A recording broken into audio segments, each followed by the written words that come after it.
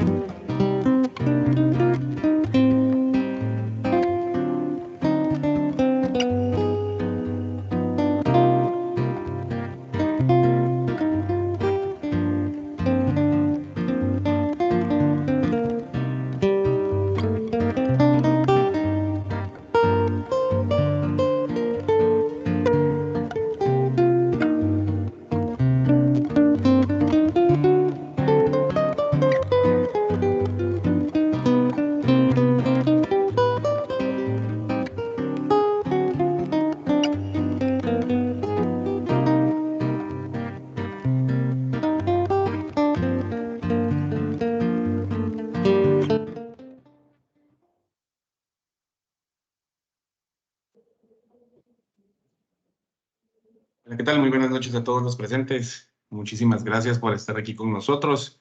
Mi nombre es José de la Peña y voy a estar siendo parte del grupo que les va a estar dando como la bienvenida a este webinar, ¿verdad? Muchísimas gracias a todas las personas que se nos pudieron unir. Agradecemos de sobremanera que estén por acá con nosotros, que hayan podido pues compartir un poco del tiempo que tienen, ¿verdad? Y pues obviamente instruirnos un poquito más en este tema, ¿verdad? El que estamos abordando precisamente en este día, que es la importancia del cumplimiento legal para los litigios laborales y la controversia fiscal. ¿Verdad? Tenemos a dos grandes expositores hoy con nosotros, ¿verdad? Por un lado tenemos a Marcela Castillo, que es la gerente del Departamento Legal de Fiscaltus, ¿verdad? Y tenemos también a Gerardo de la Peña, que él es el socio de controversia fiscal y asesoría fiscal y el área legal, perdón, también de Fiscaltus, ¿verdad? Entonces voy a dar un poquito de tiempo ahí para que ellos se presenten. Gerardo, Marcela, bienvenidos. Muchísimas gracias por darnos un poquito de su tiempo. Es un lunes, ¿verdad? Un lunes que ha sido bonito en cuanto a tareas para nosotros, ¿verdad? Y muchísimas gracias por el tiempo que nos dan. Vamos a iniciar con la presentación. Marcela, si nos cuentas un poquito más de ti y tu experiencia. Hola, buenas noches, José. Hola, buenas noches, Gerardo. Buenas noches a todos los presentes. Pues nada, aquí esperando realmente poder cumplir con las expectativas de nuestros oyentes en este día y pues estamos para cualquier duda que podamos resolver. Muchísimas gracias, Marcela. Y Gerardo, tu turno. Hola, buenas noches a todos, gusto saludarlos.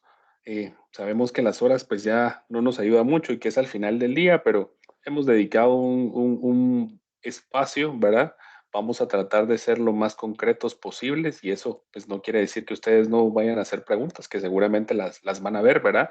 En nuestro recorrido ya de varios años, ¿verdad? Dedicándonos a temas legales, ¿verdad? Y a la asesoría tributaria, laboral y de alguna otra naturaleza, pues nos hemos fijado que existen algunas cosas relacionadas con la controversia tributaria y con aspectos legales laborales que es necesario observar, ¿verdad? Porque se ven tanto en los litigios desde el punto de vista laboral como del punto de vista fiscal, razón por la cual pues consideramos que son algunos tópicos importantes a tomar en consideración, que no son cosas que no aparezcan en la ley, sin embargo, pues existen ciertas interpretaciones que hay que dar y ciertos consejos que pues la verdad es que queremos hoy compartir con todos ustedes.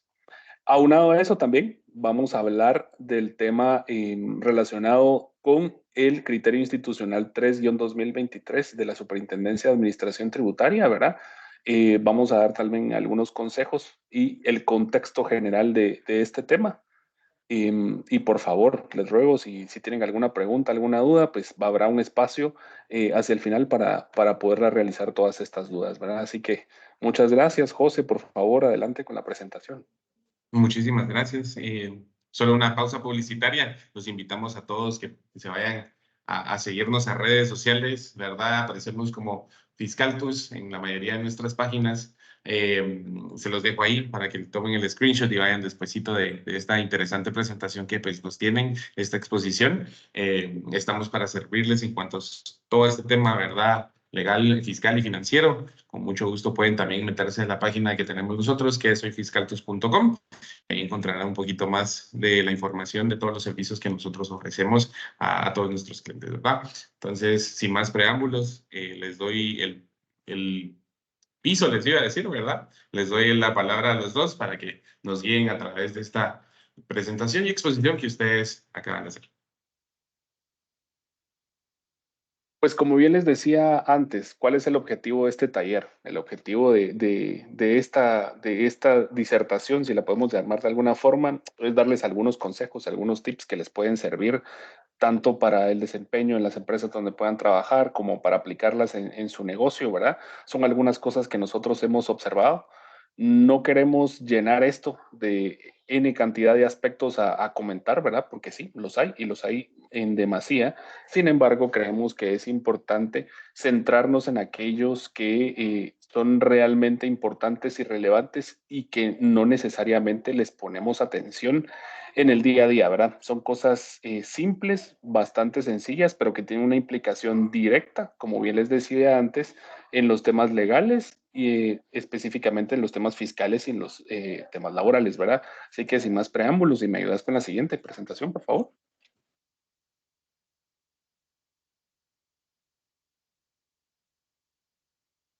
Allí Marcela nos puede ayudar ahí con una explicación de ¿Qué es el salario, verdad? Parece algo bastante sencillo, pero hay muchos empleadores, hay muchas personas que no lo tienen muchas veces claro y sobre todo por qué puede comprender esa denominación. Así que muchas gracias. Adelante, Marce. Gracias Gerardo. Y justo tal vez como para poder ampliar un poquito más lo que tú mencionabas respecto al objeto de este taller, es que recordemos que un proceso judicial laboral tiene una base específica y es la reclamación de un trabajador sobre un derecho. Pero regularmente ese derecho se ve reflejado en algo. ¿Y qué es ese algo? La circunstancia económica, el elemento económico. Ese elemento económico pues es conocido como la retribución que recibe, como salario como tal, y justo como lo vemos en pantalla, el convenio 95 de la Organización Internacional de Trabajo sobre la Protección de Salario nos dice que es una remuneración o ganancia, sea cual fuere su denominación o método de cálculo, siempre que pueda evaluarse en efectivo, fijada por acuerdo o por la legislación nacional y debida por un empleador a un trabajador en virtud de un contrato de trabajo, escrito o verbal, por el trabajo que este último haya efectuado o deba efectuar o por servicios que haya prestado o deba prestar.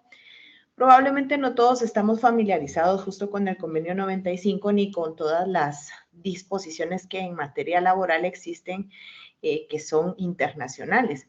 Pero recordemos que son disposiciones, son convenios firmados por los países que de hecho hasta dentro de nuestra propia legislación tienen preeminencia sobre el derecho nacional y nos rigen de cierta manera cómo es que nosotros dentro de nuestra normativa tenemos que desarrollar los derechos y obligaciones de las partes, en este caso de patronos y de trabajadores.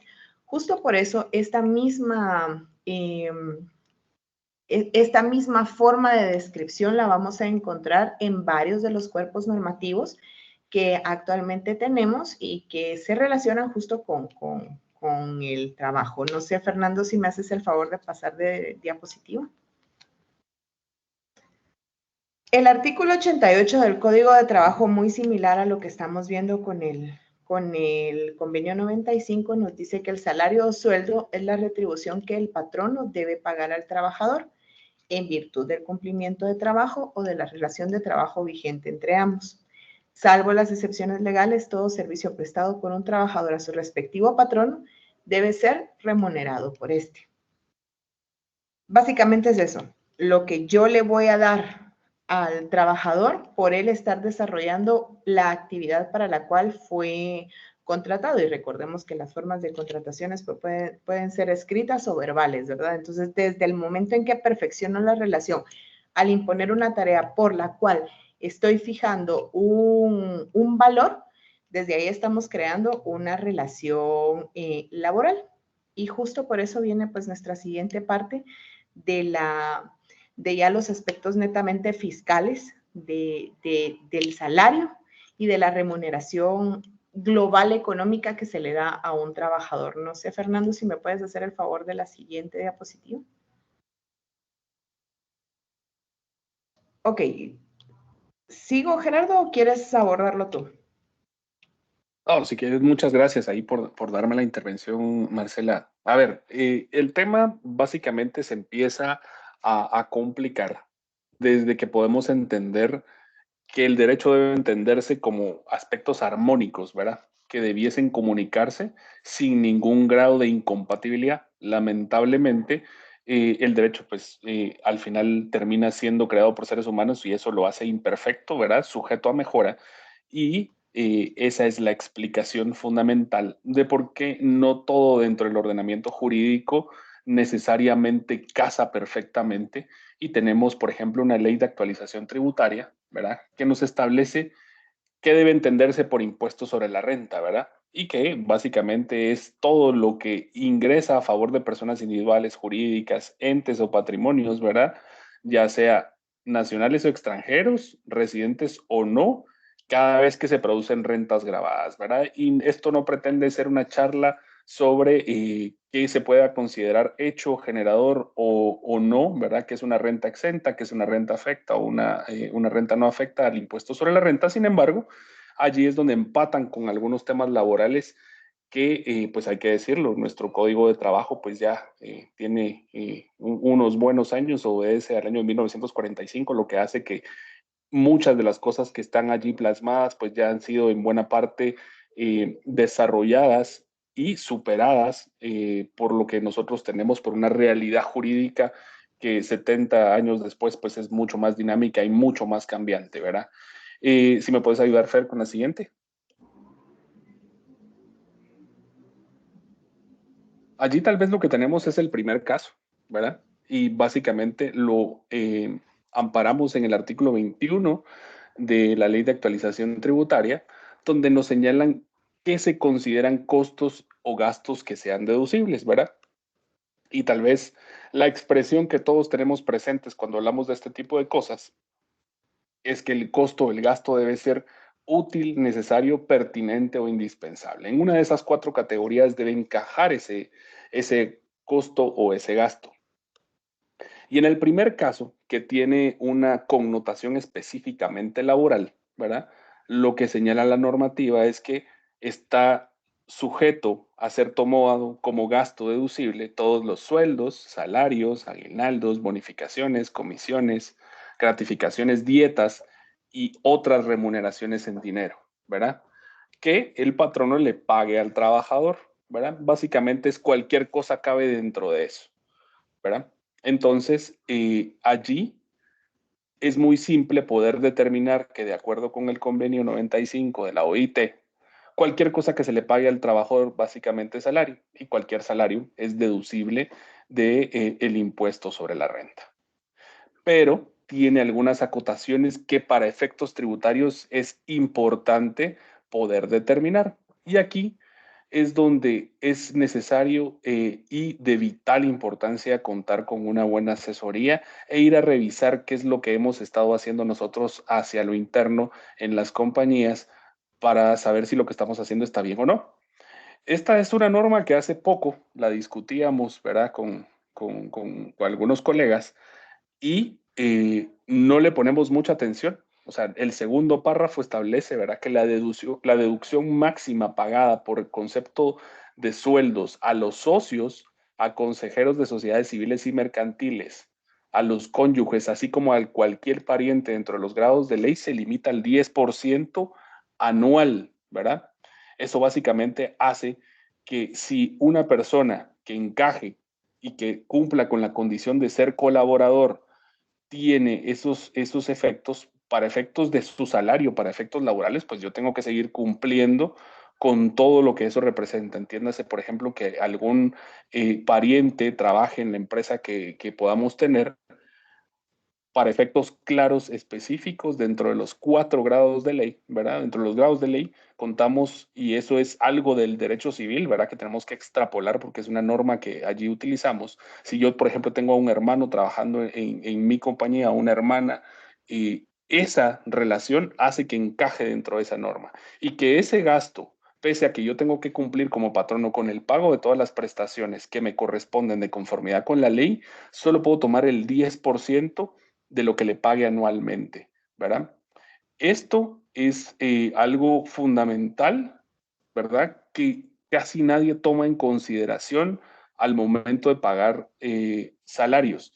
Y en Guatemala se da mucho porque tenemos mucho negocio familiar, mucho emprendimiento, ¿verdad? Que se está formalizando y esos emprendimientos en esa formalización pasan por alto esta norma. Y la pasan por alto básicamente por un desconocimiento hacia su existencia, porque todos tenemos en la cabeza que todo lo que yo le pueda pagar al trabajador, porque es algo que ha permeado muy bien en la sociedad, ¿verdad?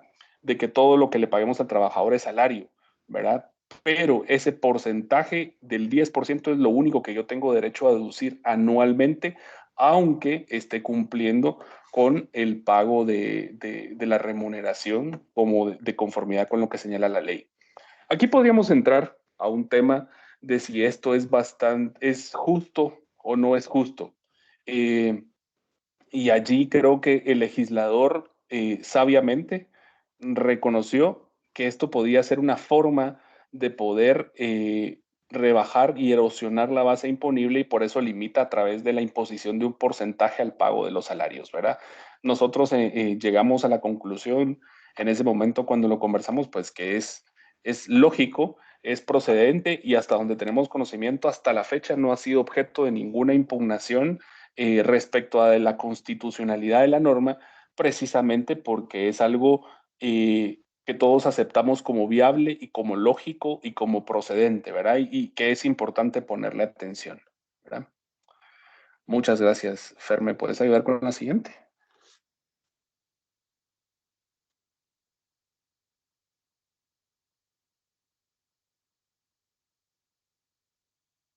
El segundo caso se refiere al aguinaldo como a la bonificación anual para los trabajadores del sector privado y público, ¿verdad? Que nosotros conocemos coloquialmente como el bono 14, sean deducibles hasta el 100% del salario mensual, ¿verdad?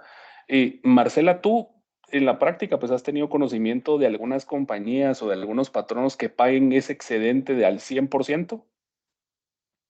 No, Gerardo. Normalmente esto no es una práctica conocida, sin embargo, sí hay compañías, hay patronos que pactan con los trabajadores, ya sea por una costumbre o con algunos trabajadores en específico, por el rango que tienen dentro de la estructura de la empresa, un excedente a estas compensaciones económicas conocidas como prestaciones como aguinaldo y bono 14, ¿verdad? Estos excedentes yo tengo que reconocérselos al trabajador al efecto de tener una contingencia de carácter laboral, debo tomarlos en consideración, ¿verdad? ¿Por qué? Porque básicamente me he comprometido, ya sea a través de la costumbre o a través de un pacto con esa persona, y que es extrapolable, y hay que mencionarlo abriendo un paréntesis, al resto de los trabajadores, que ese porcentaje, por ejemplo, del 120 o el 125% que le estoy pagando al trabajador como extra, es deducible para efectos de impuestos sobre la renta, sí y solo sí, está reconocido en un pacto colectivo de condiciones de trabajo, ¿verdad? En otras palabras, y tal vez para retroceder un poco, si yo no tengo como compañía un pacto colectivo de condiciones de trabajo que esté debidamente aprobado por la autoridad competente, es decir, entiéndase el Ministerio de Trabajo, no puedo tomar como deducible esos excedentes.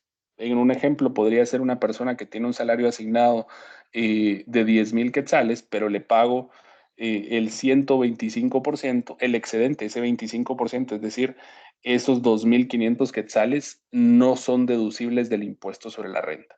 Y esto es importante traerlo a colación porque pareciera ser algo, pues hasta cierto punto lógico, pero nos hemos topado en algunos casos con que esto no se toma en consideración, ¿verdad? Entonces, volvemos a lo que mencionábamos en el caso anterior. Si nos presentan este caso, normalmente lo que hacemos es tomarlo como deducible. Y aquí es importante hacer un ejercicio interno de si realmente ese excedente del bono 14, llamándolo coloquialmente así, o del aguinaldo, lo estamos cubriendo de la forma correcta para no tener una contingencia tributaria y estar cumpliendo también a la vez con la normativa de carácter laboral, ¿verdad? Esto es sumamente importante porque casi nadie lo toma en consideración y son normas que están en la propia ley, en el artículo 21 de la ley de actualización tributaria, y que no necesariamente se toman en consideración al momento de realizar la revisión de la deducibilidad de los gastos, ¿verdad? Muchas veces vamos en el día a día tan rápido y de manera tan vertiginosa y que tenemos que presentar tanta información y que pues ya se va acercando marzo y tenemos que presentar la declaración anual del impuesto sobre la renta, que estas cosas se pasan por alto, ¿verdad? Y hasta cierto punto es lógico que se pueda pasar por alto. Allí, tal vez, Marce, nos podés contar un poquito de cuál es ese proceso de aprobación, porque a mí me gustaría conocer, por ejemplo, desde la perspectiva laboral, ¿cuándo puedo considerar que está legítimamente inscrito ante autoridad competente el pacto colectivo? ¿Verdad? Si ya inicié el proceso o bien si el proceso ya concluyó y hasta allí lo puedo tomar como gasto deducible. Ok, recordemos que los pactos colectivos no solamente son los autorizados por el Ministerio de Trabajo, sino que pueden ser también los laudos arbitrales homologados a través de un órgano jurisdiccional. Entonces se toman como similares. Y no, el pacto colectivo primero se entra a negociación. Después de la negociación, pues ya sale el documento como tal del pacto, ¿verdad? El cuerpo normativo entre patrono y trabajador. Este se tiene que homologar ante el Ministerio de Trabajo, quien verificará si no hay una disminución de derechos, si no hay una controversia respecto a las normas que rigen la relación laboral. Y si está bien, entonces ya el Ministerio de Trabajo pues nos dará una autorización como tal, y es hasta en ese momento en donde ya esté firme esa autorización y no existe impugnación alguna, que ya pues entonces lo tomamos como una aprobación por la autoridad competente, tal cual como lo establece este segundo caso, ¿verdad? La misma circunstancia se daría en el caso si fuera un laudo arbitral, que es lo mismo, son las mismas normas que un pacto, lo único es que al no llegar a una negociación entre patrono y trabajador, entonces regularmente el trabajador acude ante el órgano jurisdiccional, los jueces de trabajo, presentan el cuerpo normativo, se le corre audiencia a las partes y entonces ya sale a través de una sentencia, por llamarlo de alguna manera. Ese es el conocido laudo, es una sentencia que emite, pues, que se emite a través de un órgano jurisdiccional. Perfecto, Marce. O sea, debiéramos de entender, en otras palabras, que hasta en el momento en el que no se den todos los pasos que tú nos acabas de mencionar, yo no podría tomar como aprobado por la autoridad competente el pacto colectivo, ¿verdad? Absolutamente, absolutamente. Y vieran que realmente resulta bastante interesante porque para los efectos de lo que estamos hablando, laboralmente, tengo que asumir, ¿verdad?, que existe una negociación en proceso y que si esa negociación es parte, yo ya empecé a reconocer hacia los trabajadores esos excedentes en el pago del bono 14, esos excedentes en el pago del aguinaldo, no necesariamente los puedo aprovechar para efectos fiscales, ¿verdad? En otras palabras, eso es gasto no deducible hasta en el momento en el que yo no tenga la aprobación de la autoridad competente, de acuerdo con lo que Marcela nos comentaba, ¿verdad? Entonces, esto es Justo, nuevamente algo que parece sencillo, pero es relevante. justo leí una sentencia de la Corte de Constitucionalidad al respecto, que era sobre un pacto colectivo, en donde reconocieron derechos de 5 años atrás e hicieron el pago, supongamos que fue en 2020, que reconocieron los derechos y el pago lo hicieron en el año 2024, pero correspondiente al año 2020, 21, 22 y 23. Y la superintendencia hizo hallazgos respecto a este tema, ¿verdad? Porque eran de años anteriores. Sin embargo, ya al llegar a la Corte de Constitucionalidad, pues se le dio vuelta al requerimiento que hizo la SAT en su momento, porque se trataba de un pacto colectivo aprobado, aunque se estuviera deduciendo para el ejercicio fiscal actual.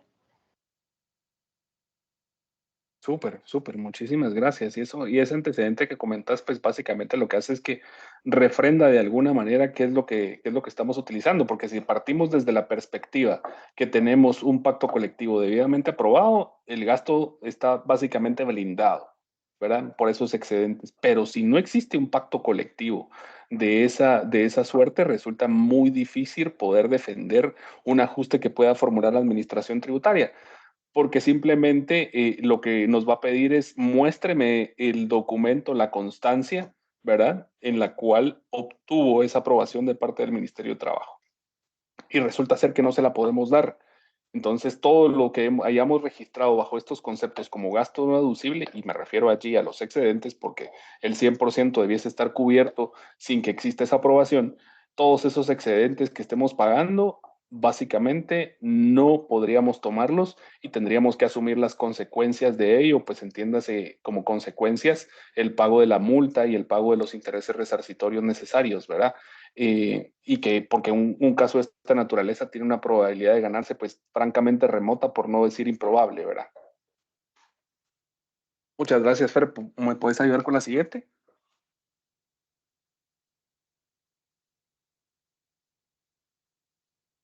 El tercer caso, pues es tal vez de algunas de las cosas que más suceden, ¿verdad? Que son las cuotas patronales pagadas al Instituto Guatemalteco de Seguridad Social, el Instituto de Recreación de los Trabajadores, IRTRA, ¿verdad? Y todo lo que se paga en concepto de INTECAP. Todo esto es evidentemente algo que debe ser sujeto a deducibilidad. ¿Por qué? Porque es una imposición que la ley le hace al patrono para efectos de que reconozca la responsabilidad por el hecho de tener trabajadores, ¿verdad? Porque son asuntos mínimos que le permiten al trabajador tener una asistencia, ya sea desde el momento en el que está laborando para una compañía, para un patrono, así como también para cuando vaya en algún momento hacia la edad del retiro y esto pueda constituirse como un fondo para poder asegurar su salud, ¿verdad? Que sabemos que en Guatemala pues estas cosas no están al 100%, sin embargo, pues es algo, un beneficio que está allí, que definitivamente es mejorable, pero el aspecto tal vez relevante de este asunto en particular es que la ley se refiere a cuotas patronales, ¿verdad? En algunos casos, pues hemos podido observar que los patronos toman las cuotas laborales, ¿verdad? Que es lo que le descuentan al trabajador para efectos de pagar la cuota al Instituto Guatemalteco de Seguridad Social y también lo colocan como gasto deducible y esto no puede ser deducible desde ningún punto de vista porque uno de los requisitos para la deducibilidad es que yo haya pagado el gasto o que yo haya pagado ese costo. Y en este caso no soy yo, simplemente estoy reteniendo al trabajador esa parte y aparte yo tengo que colocar la cuota patronal que me corresponda y en función de eso puedo hacer deducible esa cuota patronal, lo cual puedo probar contra el recibo de pago y la planilla que se presenta al Instituto Guatemalteco de Seguridad Social, ¿verdad? Otra de las cosas tal vez bastante relevantes y hablando un poco del pago, es que hay muchos patronos que pretenden que sea deducible esta cuota patronal, pero sin haber cumplido con pagar la planilla. Y vemos más adelante la ley de actualización tributaria, me parece que es el artículo 23, el que habla de las condiciones necesarias para poder reconocer la deducibilidad de un gasto. Y uno de ellos es la presentación de la planilla del IX. Evidentemente, no puedo asumir que existe un gasto deducible si no de esta naturaleza si no presento la planilla. Y si no he pagado las cuotas al Instituto Guatemalteco de Seguridad Social, pues evidentemente puede venir por allí un ajuste de parte de la Administración Tributaria que nuevamente tendría una baja probabilidad de obtener un resultado favorable en función de las circunstancias que estamos comentando, ¿verdad? Esto nuevamente parece bastante elemental, pero pasa y pasa muy seguido, ¿verdad? Eh, aquí creo que tal vez tomando en consideración que las cuotas laborales y las cuotas patronales entran como ingresos parafiscales, es decir, que tienen cierta relación con el derecho tributario, tan es así que cuando se da una controversia, es decir, un reparo realizado por el Instituto Guatemalteco de Seguridad Social, esto una vez firme en fase administrativa se va y se trata en vía contencioso administrativa al igual que los ajustes formulados por la Superintendencia de Administración Tributaria. Y ahí vale la pena abrir un paréntesis, Marcela, para hablar un poco de las prescripciones de las cuotas laborales y las cuotas patronales, que es algo que también parecen una nebulosa, pero que hay que tenerlo presente a la hora de estos litigios, ¿verdad?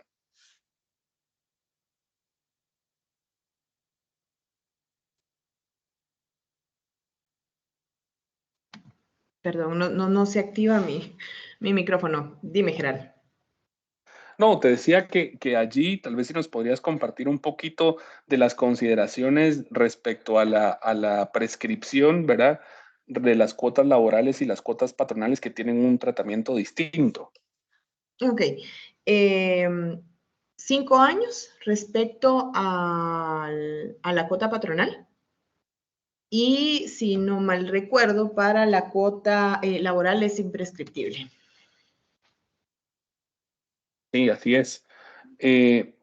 Esto causa un poco de controversia porque normalmente cuando recibimos un reparo del Instituto Guatemalteco de Seguridad Social, lo que nos va a decir el ICS es, miren, para efectos de la jubilación de determinado trabajador, necesitamos que el patrono nos preste la documentación relacionada con estos pagos del año 1980, ¿verdad? Ya tuvimos el caso en la oficina a alguien a que le fueron a traer, le fueron a pedir que presentara esta información, ¿verdad?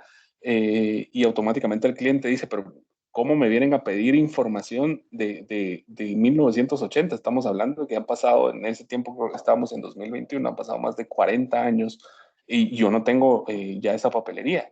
Y el tema fue, pues necesitamos presentarla porque, como bien decía Marcela, podemos alegar la prescripción de las cuotas patronales, ¿verdad? Pero las cuotas laborales no, porque básicamente no es algo que yo tenía que pagar, sino es algo que me apropié en todo caso. Si no lo pagué en este tema, pues para buena suerte el cliente tenía un archivo muerto y en ese archivo muerto había gran cantidad de información relacionada con esto que nos estaban pidiendo, pues si fue posible en alguna medida cumplir con el requerimiento de la autoridad, eh, pero es algo que tienen que tener especial importancia, hacer vital hincapié en que esta información se debe tener y se debe tener siempre, ¿verdad? Porque puedo alegar la prescripción de las cuotas patronales, pero no así de las cuotas laborales, ¿verdad? Por lo que ya les comentaba previamente, ¿verdad? Es algo pues bastante relevante, bastante importante que debe tomarse en consideración. Si me haces favor, Fer, de pasar a la siguiente.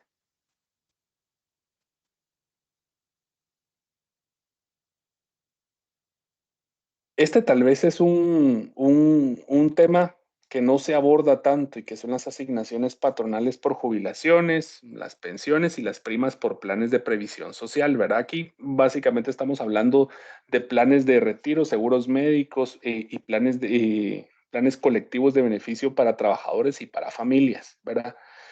Y, y aquí teníamos, cuando lo discutíamos con Marcela sobre la presentación de este asunto, ella me decía, yo no entiendo igual que tú cuando cuenten con la autorización de la autoridad competente. Y tal vez, Marcela, contanos tu experiencia para que lo podamos tener, porque creo que es una mezcla de las dos cosas. Es que justo en la discusión que teníamos me decía Gerardo, es que si es un seguro médico, la autoridad competente es la aseguradora. Le decía, no, realmente la autoridad competente en materia laboral es el Ministerio de Trabajo. Entonces tendría que tener una autorización del Ministerio de Trabajo nuestro plan colectivo de beneficio de seguro médico. Y me dice, no, pero es que si no, imagínate cuánto tendríamos realmente de ocupado al Ministerio de Trabajo con todos estos temas. Yo sigo pensando que es el Ministerio de Trabajo el que debe de dar una autorización como tal, porque pues las aseguradoras al final de cuentas no tienen esa investidura pública de poder público como para poder determinar si son o no son, si han dado la autorización o no al respecto, por lo menos por una homologación o por una pequeña autorización debería de estar con las aseguradoras. ¿Es discutible? Definitivamente es cuestión de criterios y es parte de lo que Gerardo decía, de que para bien o para mal, siempre hay deficiencias en nuestras normas y en muchas oportunidades nos encontramos con lagunas de esta forma que no nos dan claridad al respecto. Buenísimo. Y esto suena un poco a una broma coloquial que nos hacen a nosotros los abogados, que dicen que donde hay dos abogados hay cuatro criterios, pero no necesariamente es así. Tal vez lo que estamos tratando de expresar en este momento es amplitud respecto a este asunto. Yo cuando lo conversaba con Marcela sobre este punto en específico, le decía yo, esa norma cuando se refiere a siempre y cuando cuenten con la debida autorización de la autoridad competente, se debe referir en todo caso que el seguro, el plan de retiro, el plan colectivo que estamos contratando cuente con esa autorización desde la aseguradora, es decir, con la supervisión de la superintendencia de bancos, porque las aseguradoras, pues recordemos, pertenecen a un grupo financiero. Y a mí me hace sentido que tengan ellas esa autorización, es decir, no sería deducible si yo tengo un plan colectivo encaminado desde la perspectiva que me lo prestan desde otra jurisdicción que no cuente con la autorización de la superintendencia de bancos, es decir, que no esté prestada a través de un grupo financiero en el país. Y eso puede hacerlo relevante y puede hacer que cambie un poco la perspectiva, ¿verdad? Y aquí lo que tenemos son las dos cosas, ¿verdad? Dos posturas, pero lo cierto en todo el caso es que este plan de previsión social, este plan de retiro, este plan de seguro colectivo, debe tener en todo caso un respaldo institucional, ¿verdad? Para efectos de tenerlo. Y es muy común que muchas compañías presten, sobre todo seguros médicos con una póliza colectiva, y hay que revisar si realmente quien nos está prestando el servicio ha cumplido con ciertas validaciones que nosotros las damos por sentadas, porque asumimos que estamos hablando con alguien serio y que normalmente así lo es en el 95% de los casos. Sin embargo, nunca nos detenemos a verificar cómo nos están prestando el servicio y desde dónde, y si cuentan con la debida supervisión, o si es necesario que seamos más acuciosos y vayamos y pidamos si estos seguros o estas formas de entender la previsión social que habla la ley también deben de estar autorizadas por el Ministerio de Trabajo, ¿verdad? Entonces, esto es un punto realmente bastante interesante que daría para hablar solo sobre temas de seguro, sobre temas laborales y cómo se van mezclando y cómo esto tiene un efecto de carácter tributario, pero nuevamente es importante que esto se vaya a revisar, sobre todo porque estas cosas muchas veces pueden surgir en algún momento en una reclamación, en un proceso de carácter laboral, como un requerimiento de los trabajadores, ¿verdad? Y pueden hacerlos coercible de alguna manera. Recordemos que en Guatemala, pues la ley es muy tutelar del trabajador y existen pues varios criterios que así lo van sustentando y es importante revisar todos estos aspectos en cuanto se permita, ¿verdad? Fer, si nos ayudas con el siguiente.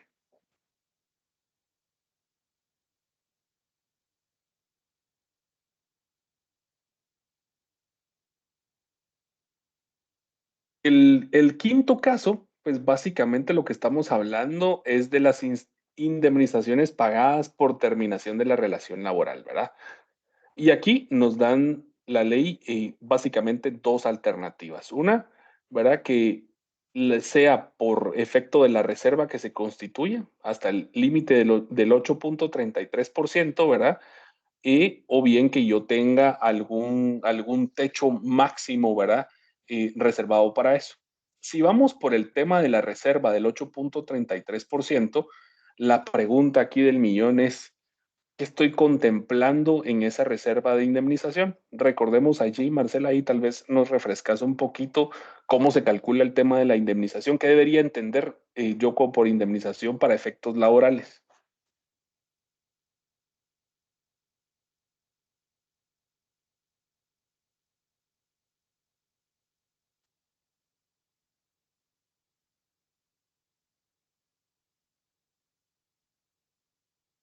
Lo que no te escuchamos, Marcela.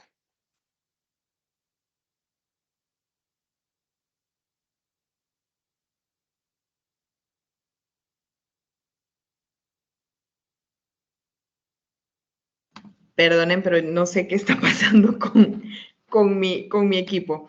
Denme un segundo. Les decía de que justo para hablar respecto a la indemnización, tenemos que partir al artículo 77 del Código de Trabajo, el cual nos dice cuáles son los derechos de los trabajadores. Denme un segundito, quiero ver si se los logro proyectar. A ver.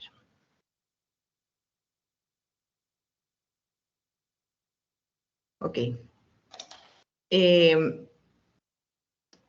Que nos dicen exactamente cuáles son, no puedo hacerlo, que nos dicen cuál es la forma de poder de la indemnización hacia los trabajadores, ¿verdad? La indemnización en Guatemala se hace el cálculo respecto a la base del promedio de los salarios que los trabajadores han tenido durante los últimos 6 meses de vigencia de su trabajo, y es la equivalencia prácticamente a un mes de sueldo por cada año laborado en nuestra empresa. Corre y va de nuevo. Nos tendríamos que regresar al artículo 88 del Código de Trabajo, que nos indica que es el sueldo, ¿verdad? Es la remuneración que nosotros consideramos para el pago del trabajador. Obviamente en esto pues no se incluye como tal las bonificaciones e incentivo que establece la ley. Buenísimo. ¿Y cómo quedamos entonces cuando hablamos, Marcela, de que todo lo que percibe el trabajador, cualquier ingreso de parte del patrón no es salario, ¿verdad? Porque eso puede modificar el monto del 8.33 de la reserva, que es deducible para efectos del impuesto sobre la renta. Por supuesto, pero no todo lo que recibe el trabajador realmente es salario, porque, por ejemplo, si tenés una bonificación incentivo, pues yo creo que vamos a llegar a ese punto, ¿verdad? Superior a los 250 quetzales que nos establece la ley, eso no lo vas a considerar para un monto de cálculo de la indemnización, ¿verdad? Se tendrá que considerar en su momento las ventajas económicas, por ejemplo, que deben de ser probadas por los trabajadores para poder determinar su monto de indemnización, porque esto forma parte del salario, se suma al salario, pero no necesariamente las bonificaciones tienen que estar contabilizadas como parte de la indemnización. Ok. Tal vez ahí quiero partir de algo en particular, ¿verdad? Porque con esto generar un poquito de discusión, ¿verdad? Respecto a realmente lo que se habla sobre este tema, y es si para efectos de conveniencia, ¿verdad? Entre trabajador y patrono, yo le digo al trabajador, voy a tener un porcentaje como salario y el porcentaje restante como una bonificación e incentivo. Al final lo que estoy haciendo es un quiebre que beneficia tanto a trabajador como a patrono para efectos del cálculo de la cuota patronal y de la cuota laboral del Instituto Guatemalteco de Seguridad Social. Pero esos excedentes al final terminan siendo salario, ¿verdad? Lo que nos lleva tal vez a tomar en consideración que lo que tenemos que tener es una proyección de unos KPIs que me permitan definir cuál es esa compensación diferencial que se hace mes a mes para efectos de tener un cumplimiento adecuado y que la indemnización realmente resulte lo que es, ¿verdad? En otras palabras, lo que quiero decir es que pueden haber posturas diferentes, ¿verdad? Porque aquí lo que estamos hablando es de cómo las controversias fiscales o las controversias laborales pueden dar lugar a ciertas cosas que no necesariamente puede ser así, pero en algunos casos nos pueden meter en problemas y son precisamente estas en específico, ¿verdad? Porque podemos toparnos con el criterio que yo me inclino a posicionarme más de ese lado, ¿verdad? Es respetable cualquier otra opinión de cualquier colega debidamente sustentada, de que realmente lo que estoy teniendo cuando tengo una bonificación incentivo es salario, ¿verdad? Pese a que no necesariamente podamos estar en presencia del mismo porque no lo estoy pagando bajo ese concepto en especial, ¿verdad? Esto es como muy importante y sobre todo muy importante irlo a revisar para efectos de poderlo defender y poderlo sustentar ante una reclamación de carácter laboral, ¿verdad? Hay que sentarse básicamente a hacer la revisión porque nos hemos topado en los diversos casos que hemos atendido con que este resulta ser un foco rojo de atención para muchos patronos porque realmente no están sustentando ni una ni otra posición y están en un limbo, por decirlo de alguna manera, que cuando les llegan a pedir la información realmente no están en capacidad de poderla responder y eso nuevamente hace, como les mencionaba, que la probabilidad de obtener un resultado favorable sea remota, ¿verdad? Salvo, o versus, perdón, con que si se hubiera sustentada esta información y esto nos pudiera llevar a una posición de poder equiparar las cosas respecto a algo que realmente sí nos puede ayudar a ganar el proceso, ¿verdad? Y tal vez aquí quiero abrir otra discusión. ¿Qué pensás de las indemnizaciones pagadas anualmente, verdad? Hay muchos patrones que tienen esta práctica de, no, voy a liquidar al trabajador para que no se me vayan acumulando las indemnizaciones. No, es una mala práctica y de hecho la he visto hasta en instituciones del Estado. Y no, definitivamente es algo que no es conveniente hacerlo. A ver, esto sería estar como ante una circunstancia, ante darle un derecho al trabajador de una indemnización universal. Estás reconociendo un derecho previo a saber cómo va a finalizar la relación laboral con el trabajador. Recordemos que, ¿qué pasaría si estoy pagando la anual? Por eso es que se deben de hacer las previsiones contables definitivamente para el pago de salarios y de derechos de los trabajadores. Pero, ¿qué pasaría si al final de cuentas tengo una causa justificada para poder despedir a un trabajador y lo he estado indemnizando con anterioridad? Al final de cuentas esto va a ser una pérdida para el patrono. Entonces, sí, no son prácticas en las cuales esté de acuerdo. Buenísimo, muchísimas gracias, porque realmente aquí creo que sí hay un tema relevante y esa es una mala práctica que debe eliminarse en la medida de lo posible. ¿Por qué? Porque allí no hay probabilidad alguna de obtener un resultado favorable. Y porque no es correcto. Como bien lo decía Marcela antes, el artículo 77 del Código de Trabajo realmente nos pone en una dimensión de, en el caso de la terminación laboral, ¿verdad?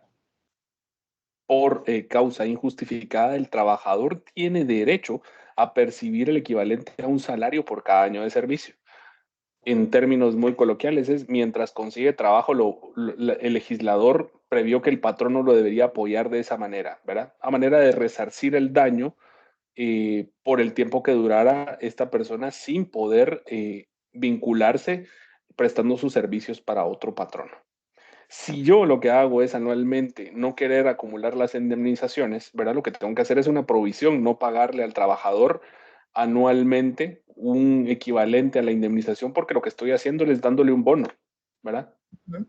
Un bono que suma para efectos de su salario, pero que en ninguna medida va a ser deducible esto. Y puede ser que del otro lado me lo vayan a cuestionar, es decir, del lado fiscal, me lo vayan a cuestionar desde el punto de vista, mire, este es un excedente que usted está pagando, pero realmente no lo tenemos amparado en un pacto colectivo de condiciones de trabajo ni en ningún otro documento avalado por autoridad competente o por la propia ley que nos puede poner en una posición donde realmente lo que estoy haciendo es ponerme en riesgo, porque un juicio de esa naturaleza nunca lo voy a ganar.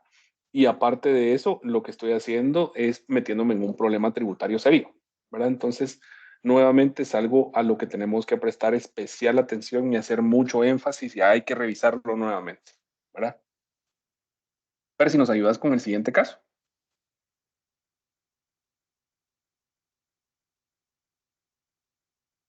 En este caso lo que estamos hablando es de la deducibilidad de los gastos por el mantenimiento y funcionamiento de viviendas, escuelas, clínicas, servicios de asistencia médica, medicinas y servicios educativos en beneficio gratuito de los trabajadores y sus familiares, ¿verdad? Esto normalmente suele suceder con patronos que tienen sus instalaciones fuera de la ciudad y fuera de poblados donde no necesariamente existen servicios básicos. Y aquí pongo sobre la mesa el tema servicios básicos porque eso es realmente lo que estamos en presencia cuando mencionamos este sexto caso, ¿verdad? Entonces, Marcela, tal vez nos puedes decir a qué cosas no debieran de estar incluidas dentro de esto que acabamos de mencionar, por ejemplo. Por ejemplo, el transporte para los trabajadores no son circunstancias que deban de estar incluidos.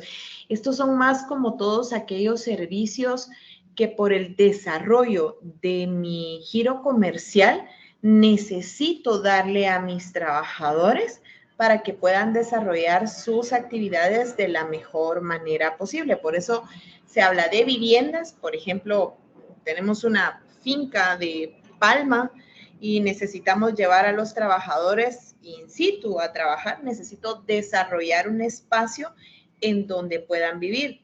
Hago viviendas, probablemente si voy a permitir que vayan con sus familias, tendré que hacer una escuela o una clínica o un servicio de asistencia médica. Este tipo de cuestiones tal vez me enfocaría como el desarrollo humano del trabajador son las que deberían de estar incluidas, más no aquellas que sean parte del giro normal, como les digo, uniformes no podrían ser, transporte no podría estar incluido tampoco. Ahora bien, lo que sí es interesante es que este tipo de desarrollos tienen que estar muy bien sustentados para poder hacer frente a un ajuste que pueda hacer en su momento la autoridad, ¿verdad?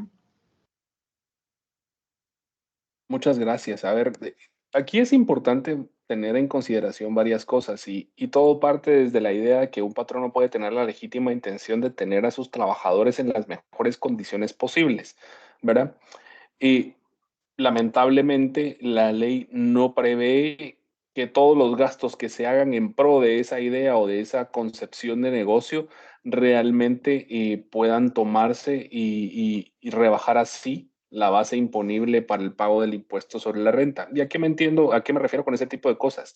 Si, por ejemplo, tenemos un lugar destinado para el funcionamiento de viviendas, lo único que es deducible es la vivienda.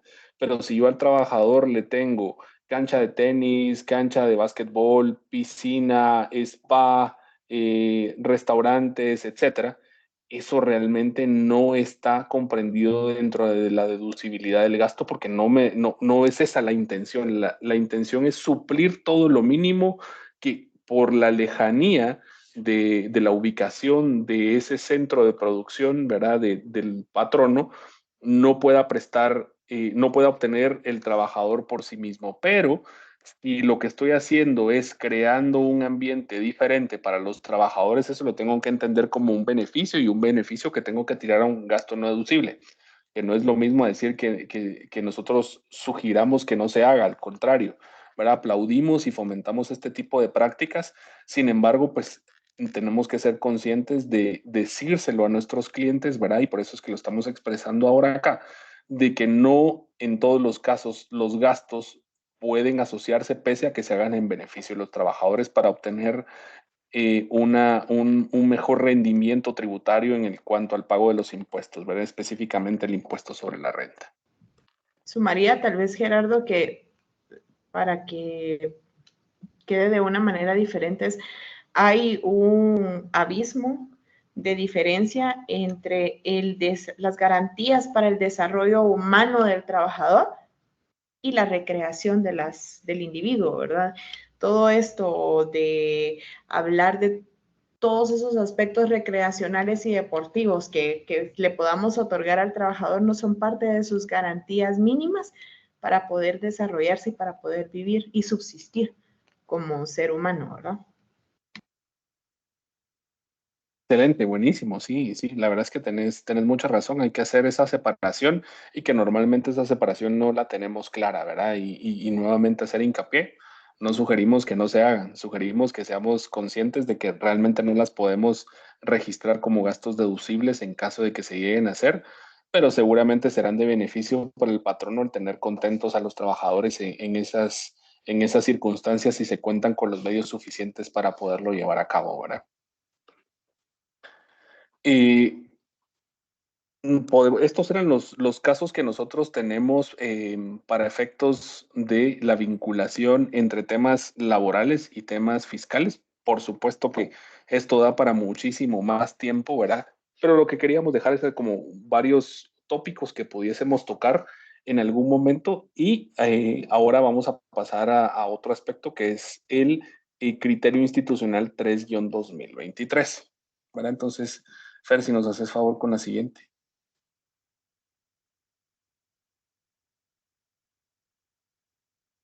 Previo a ello, tal vez aquí me estoy adelantando un poquito, y eran algunas conclusiones, ¿verdad? Que teníamos. Para la procedencia de las deducciones, ¿verdad? Quienes los perciban deben de figurar en las planillas correspondientes, que no en todos los casos las planillas serán suficientes, pues la compensación económica es más grande de lo que se refleja en la planilla. ¿A qué nos referimos en estos casos? Pues básicamente cuando la compensación del IX, ¿verdad? Perdón, la compensación económica que reflejamos en la planilla conocida como salario, no comprende la bonificación e incentivo. Y esto es por una sencilla razón. La bonificación e incentivo no está afecta al pago de la seguridad social, ¿verdad? Esto es importante tenerlo en consideración porque eso inclusive la propia administración tributaria lo ha cuestionado en contribuyentes que tienen un gran número de empleados y es decir, miren señores, ustedes no están tomando correctamente la deducibilidad del gasto porque en la planilla no aparece el total de la compensación que usted le transfirió a cada uno de los trabajadores. Claro, eso tiene otras explicaciones y es que el artículo 23 en el numeral cuarto, me parece, cuando se refiere a las planillas, dice que se deberá sustentar la deducibilidad del gasto con las planillas presentadas al Instituto Guatemalteco de Seguridad Social en los casos, y dice, cuando proceda.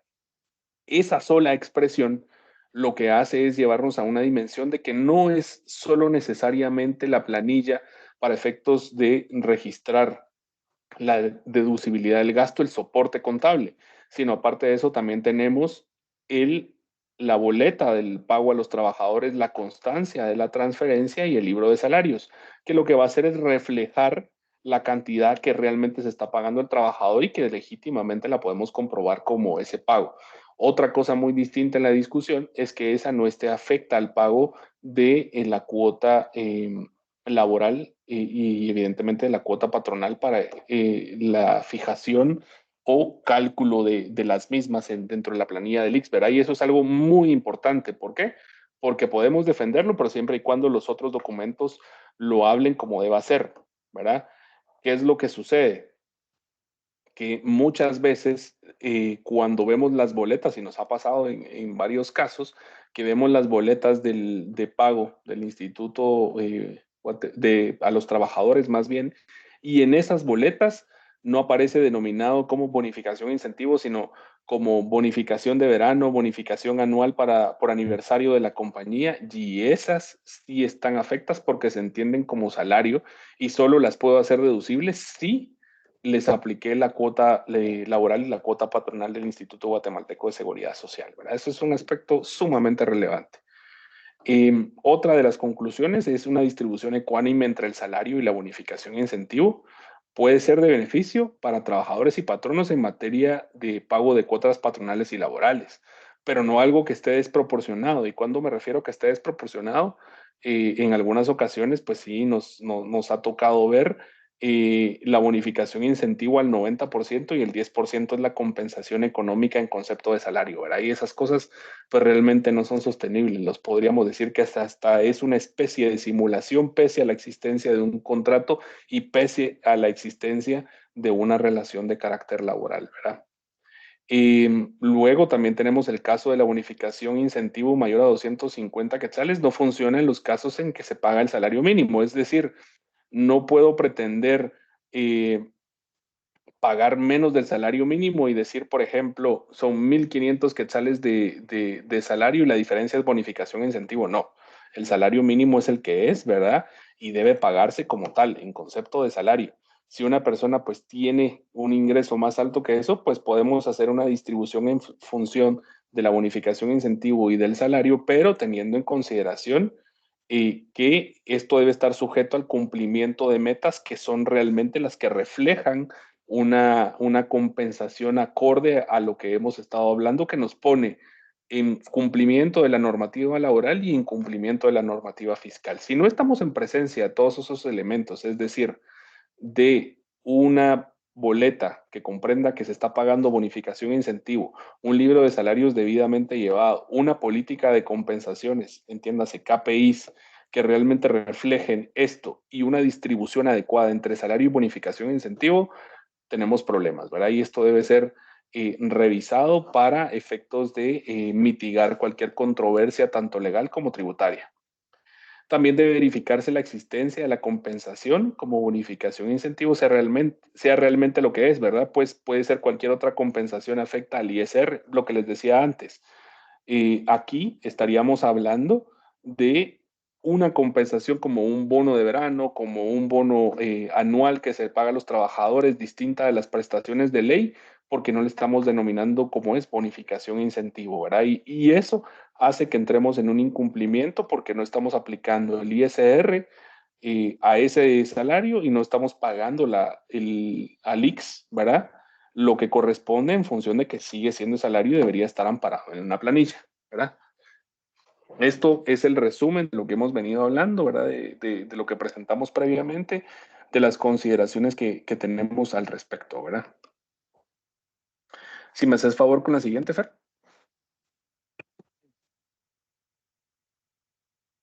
Aquí vamos a hablar del criterio institucional SAT 2003. Y para hacer un preámbulo, ¿qué es lo que sucede?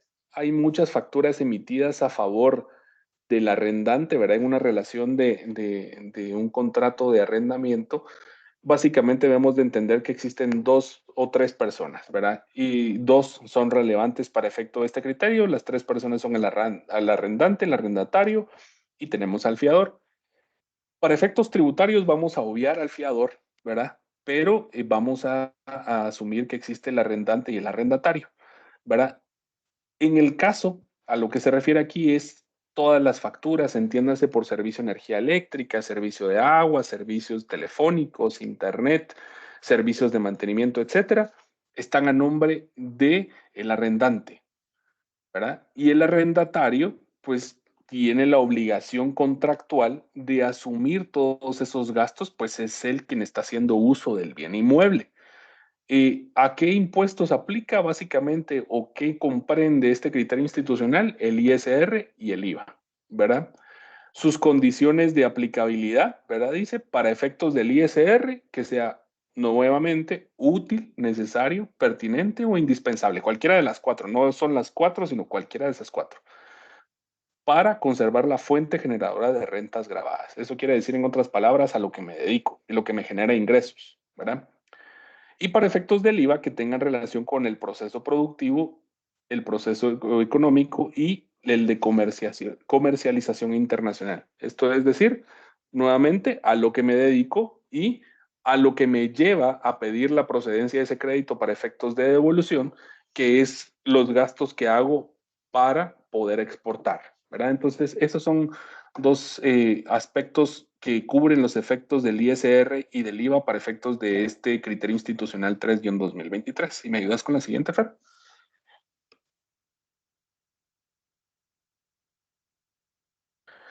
¿Qué ha dicho la SAT en procesos administrativos? ¿Verdad?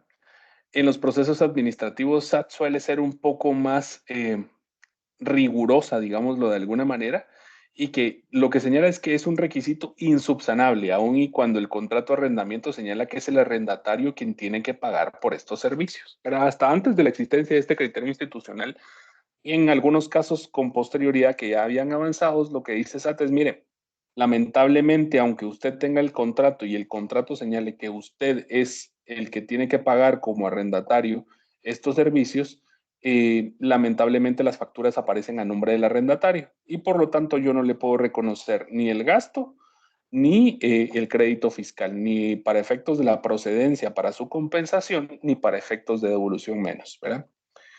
Y este criterio es pues bastante contradictorio y muy gravoso para los contribuyentes, tan es así, ¿verdad? Que fue objeto de alguna distinción y hubo la necesidad de crear este criterio institucional porque el Código Civil ampara esa operación, ¿verdad? A nuestro juicio, no había contradicción respecto a lo que señala el artículo 15 del Código Tributario, que básicamente es decir que no puedo poner yo como contribuyente un contrato que tenga con un tercero para efectos de una obligación tributaria, ¿verdad? Y eso era lo que había sostenido la SAT hasta previamente y en algunos casos ya avanzados después de la entrada en vigencia de, vámoslo así, del criterio institucional. Y abro comillas porque el criterio institucional es nada más la expresión de lo que señala SAT, una ruta orientadora, más no es así, no tiene el carácter de fuerza de ley ni como reglamento, ni como ley tampoco, mucho menos, ¿verdad? Porque tendría que haber sido promulgada por el Congreso de la República. Siguiente, Fer, por favor.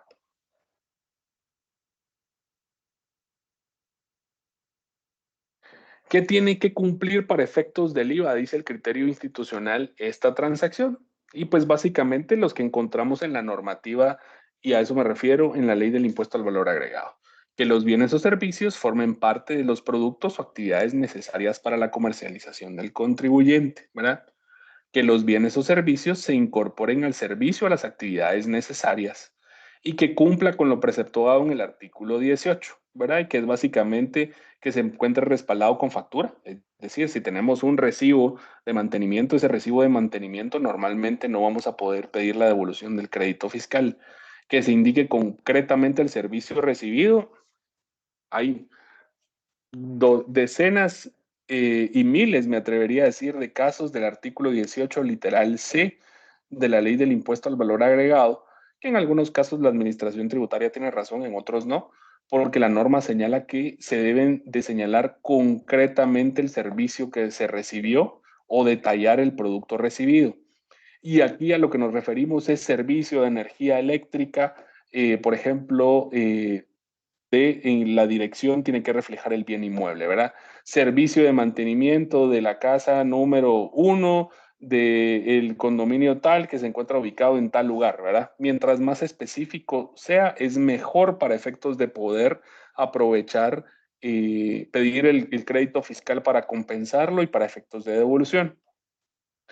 Algo pues muy normal y muy legal que se encuentre registrado en el libro de compras y que el saldo del crédito fiscal se encuentre registrado en la contabilidad como una cuenta a favor del contribuyente, ¿verdad? Estos son desde el lado del IVA las cosas que tenemos que cumplir para que el criterio opere. Eso es lo que nos dice SAT.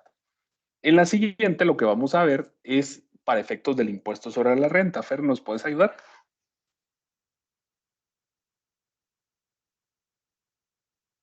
Y dice, para efectos sobre la renta es mucho más sencillo y dice que se haya cumplido con la obligación de retener, ¿verdad? Si es que aplica la retención. Nuevamente, que sean útiles, necesarios, pertinentes. Ahí no es sino o indispensables, cualquiera de las cuatro, ¿verdad? Que pueda cumplir con cualquiera de esos cuatro supuestos y que se pueda comprobar el pago. Es decir, la bancarización y que efectivamente salió de una cuenta del arrendatario el dinero para pagar ese servicio en concepto de energía eléctrica, en concepto de servicios telefónicos, de servicios de agua, de servicios de mantenimiento, ¿verdad? Si nos encontramos ante esto, estamos en cumplimiento de la normativa también para efectos del impuesto sobre la renta, ¿verdad?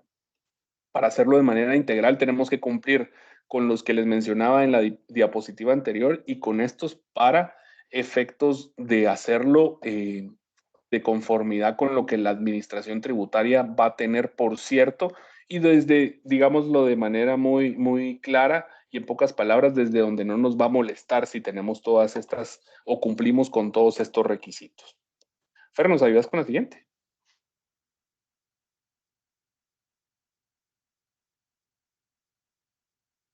¿Qué tiene que cumplir la transacción para ser sujeta a la deducibilidad del gasto y procedencia del crédito? ¿Verdad? Aquí nuevamente nos da una tercera barra la Superintendencia de Administración Tributaria y nos dice, las facturas deben de estar emitidas al nombre del arrendante. El contrato de arrendamiento debe estipular que los servicios serán pagados por el arrendatario y lo debe decir expresamente. Si no lo dice, definitivamente estamos en un problema porque aunque el Código Civil presuponga que esto debe ser así, ¿verdad? La administración tributaria nos dice, no, si el contrato no lo establece, yo no voy a reconocer eso. ¿Por qué? Porque voy a evaluar el contrato de arrendamiento cuando se me registre ese concepto, ¿verdad? Que la dirección consignada en las facturas o documentos FEL coincida con la dirección del bien arrendado.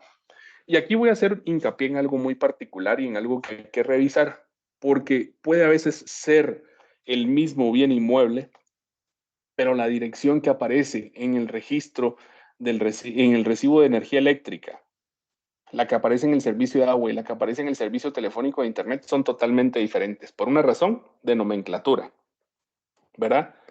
¿Cuál es la sugerencia en este caso? pues hay que seguir el proceso ante el registro de la propiedad y ante la municipalidad para que la nomenclatura sea igual y trasladar esta información a los prestadores de los servicios. Muchas veces esto no es algo que le concierna al arrendatario. Sin embargo, como el crédito fiscal y el gasto, el registro de ese gasto como costo deducible, debe hacerse o debe tenerse de tal manera que sea incontrovertible que la dirección que aparece en el contrato es la misma a la que se refieren los recibos. Si no, puede ser que dé lugar a malas interpretaciones derivadas en un desconocimiento del crédito o en un desconocimiento del gasto. Entonces es algo que vale la pena revisar. Si en la factura lo que aparece es la, no sé, primera calle 2-23, zona 1, pero después en el recibo de luz aparece primera calle 2-20, zona 1, y después lo que tenemos en el contrato es que no se describe el número, sino solo se describe una fracción o se describe, por ejemplo, primera calle 2-21, apartamento 1B, ¿verdad? Allí estamos hablando de cosas totalmente diferentes, porque las 3 direcciones no van a coincidir, pese a que probablemente sea el mismo espacio físico al que nos estamos refiriendo. Entonces, parece algo que no tiene importancia, porque es algo muy pequeño, pero que puede ocasionarnos muchos problemas si no lo podemos realmente registrar, porque resulta que no vamos a poder aprovechar ni el costo de la energía eléctrica, ni el costo del agua, ni el costo del mantenimiento, y tampoco vamos a poder comprobar el arrendamiento de tal manera que todos esos gastos van a quedar fuera, tanto del IVA como del ISR, ¿verdad? Y aparte de eso, pues tenemos que cumplir con todo lo que le señalábamos previamente para IVA e ISR. Parece pues algo bastante relevante y grande de cumplir, pero este criterio institucional ha resuelto muchos problemas que venían presentándose hasta la presente fecha, porque habían puesto en complicaciones a muchos arrendatarios que iban a pedir la devolución de crédito fiscal sobre todo, ¿verdad? Había tema del lado del ISR, pero sobre todo la significancia grande era para efectos del impuesto al valor agregado. Fer, ¿nos puedes ayudar con la siguiente?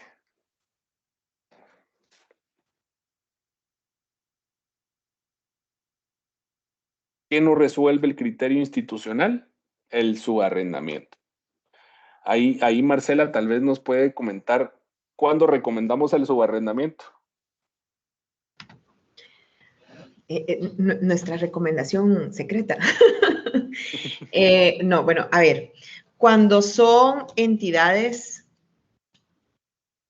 personas jurídicas que tienen varias sociedades dueñas de diferentes bienes, es recomendable que entre ellas se hagan arrendamientos en donde se autoriza el subarrendamiento hacia terceros, hacia las personas a las que realmente vamos a otorgarles este tipo de contrato. ¿Con qué finalidad? La de proteger nuestros bienes y evitar precisamente una ocupación ilegal desde el punto de vista de incumplimiento de las obligaciones contractuales. Entonces, ahí es donde recomendamos realmente que se hagan los subarrendamientos. Y esto cobra especial importancia porque el criterio institucional no cubre este consejo, ¿verdad? Normalmente es algo que un asesor pues debidamente enterado le va a recomendar a sus clientes en el sentido de decir, mire, para evitar algún proceso engorroso de alguna naturaleza en cuanto a un juicio sumario de este asunto, ¿verdad? Y le recomiendo que den su arrendamiento a alguna compañía del mismo grupo y esa compañía sea la que le den arrendamiento al inmueble o en su arrendamiento al inmueble al tercero, ¿verdad? Va a ser al final quien lo ocupe. Por el supuesto de prepararnos para un eventual juicio si las cosas no llegan a salir como normalmente salen en el 90% de los casos en Guatemala, que los arrendatarios pues sí cumplen con el pago del arrendamiento. ¿Qué sucede aquí? En este caso, lo que podemos observar es que hay una sociedad A, ¿verdad? Que tiene a su nombre los recibos y que le da en arrendamiento a una sociedad B, que a su vez le da en subarrendamiento a una sociedad C, ¿verdad? Resulta ser que C le paga el arrendamiento a B pero los recibos por todos los servicios aparecen a nombre de A. Y esto no entra dentro de la protección que estamos estableciendo o dentro de lo que quiso resolver el criterio institucional 3-2023, por una razón bastante simple, y es que SAT no había, o por lo menos no ha llegado a la discusión de estos temas, y con esto no quiero decir que estemos mal, lo que quiero decir es que cuando demos el consejo del subarrendamiento como una opción para podernos blindar, debemos también tomar en consideración que hay que sujetar todo a las cláusulas que tenemos con anticipación. Lo que estamos haciendo es mitigando un problema porque el consejo del subarrendamiento viene desde un punto de vista eminentemente civil para evitar tener el bien ocupado sin que me esté generando un rendimiento vía el arrendamiento, ¿verdad? Pero que nos puede ocasionar un problema desde el punto de vista fiscal porque el arrendatario que sí está pagando no va a tener los recibos a su nombre, ¿verdad? Entonces allí vamos a tener que ser un poco más rigurosos en ese contrato de subarrendamiento que establezca pues una cláusula de antecedentes un poco más robusta para efectos de explicar esto, pero definitivamente puede ser que la propia SAT crea o sostenga en alguna medida que todos esos gastos que están amparados bajo el subarrendamiento no son gastos deducibles ni tampoco sujetos a devolución, ¿verdad? Y esto pues queríamos expresarlo porque cuando estábamos estudiando este criterio institucional, inmediatamente surgió la duda de qué pasa cuando tenemos el subarrendamiento como figura que hemos aconsejado. Es una práctica pues muy común en Guatemala por los casos que se han dado de incumplimiento al pago de esta relación de carácter civil, ¿verdad? Y pues esto ha sido el webinar de hoy. Yo abriría, Fer, aquí el espacio para preguntas, ¿verdad? Si nos puedes ayudar, por favor. Pero Gerardo, muchísimas gracias a ambos. Les agradecemos ahí por todo el tiempo que nos han brindado, ¿verdad? Y como bien decía Gerardo, vamos a pasar ahorita a la parte de preguntas. A todos los que estén interesados en hacer una pregunta, tenemos el chat abierto y para los que se animen un poquito más, también dejamos el espacio para que levanten su mano y les abrimos el micrófono para que interactúen con nuestros expositores. Y yo creo que en el chat ya tenemos la primera pregunta de Idalia y dice, y en el caso la empresa esté en el opcional simplificado, estas facturas de energía y agua aplicarían como gastos no deducibles solo para IVA, ¿verdad? Ya que el ISR se paga sobre el total de los ingresos. En efecto, gracias, Fer. A ver, en lo que nos comenta Idalia, definitivamente cuando estamos con un contribuyente que se encuentra inscrito en el régimen opcional simplificado, estamos hablando de que esto que hablamos del criterio institucional 3-2023 es únicamente aplicable para los efectos del IVA, ¿verdad? No va a tener una aplicabilidad en cuanto a la deducibilidad del gasto. El tema del régimen de actividades sobre actividades lucrativas es que nos hace un poco pues más engorrosos todos los procedimientos, pues definitivamente estamos rebajando la base imponible al aplicar todo lo que establece el artículo 21 de la Ley de Actualización Tributaria.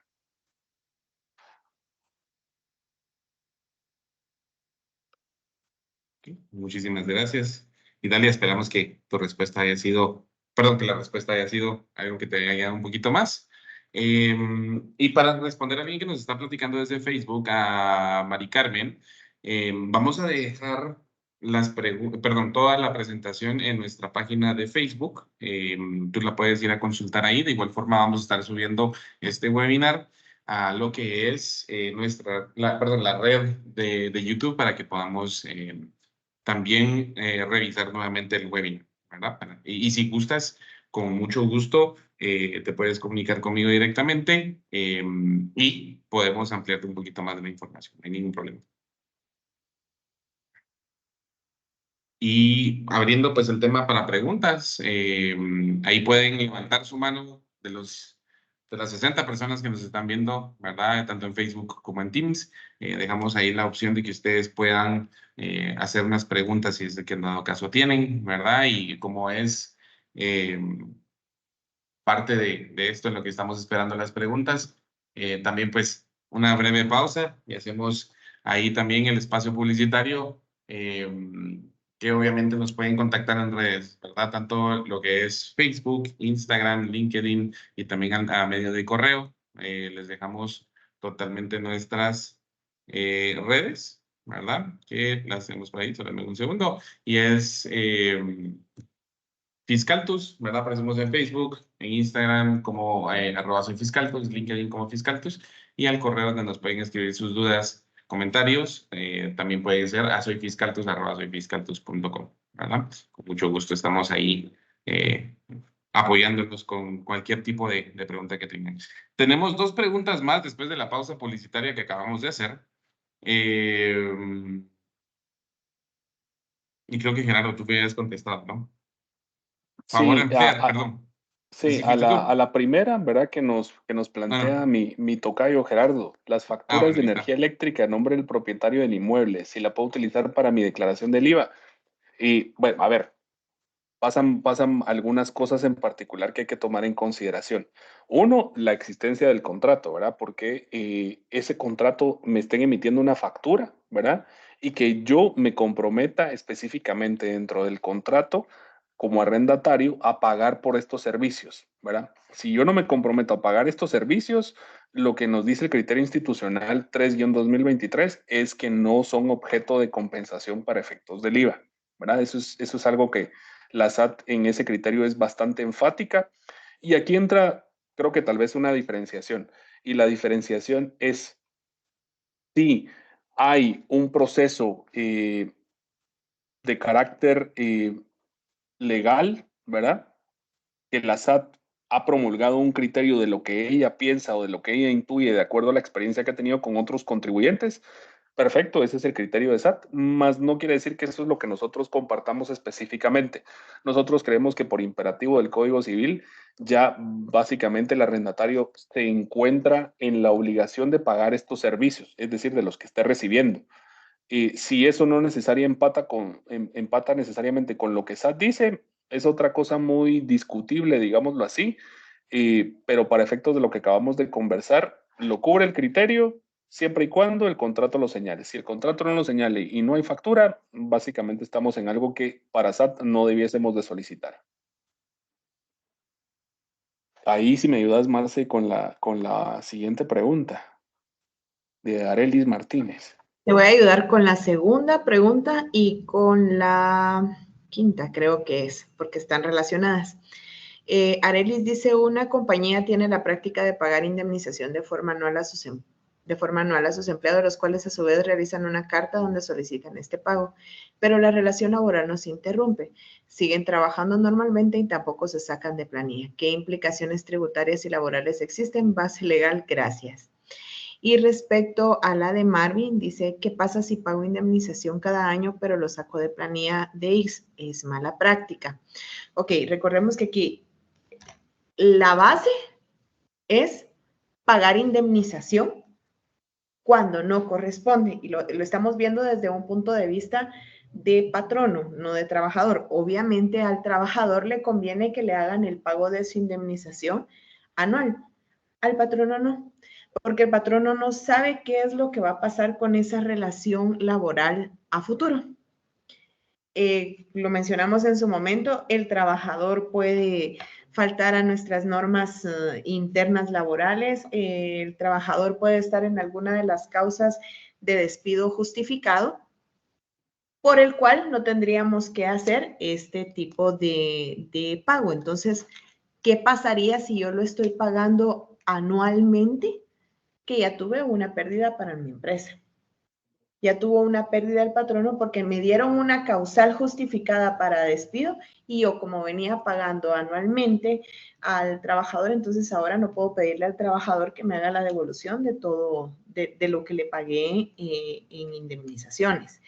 Esa sería prácticamente ¿por qué se considera que es una mala práctica hacerlo de esa forma? Sobre todo que tomemos en consideración que la legislación laboral como tal es en pro del trabajador.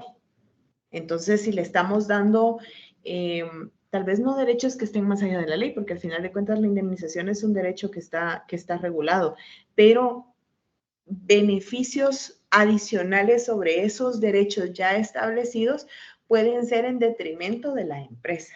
Entonces creo que eso es lo que hay que considerar cuando hablamos del pago de indemnizaciones anuales, que es libertad del patrón hacerlo, por supuesto. Si es una pregunta hacia nosotros si es recomendable, no lo consideramos recomendable.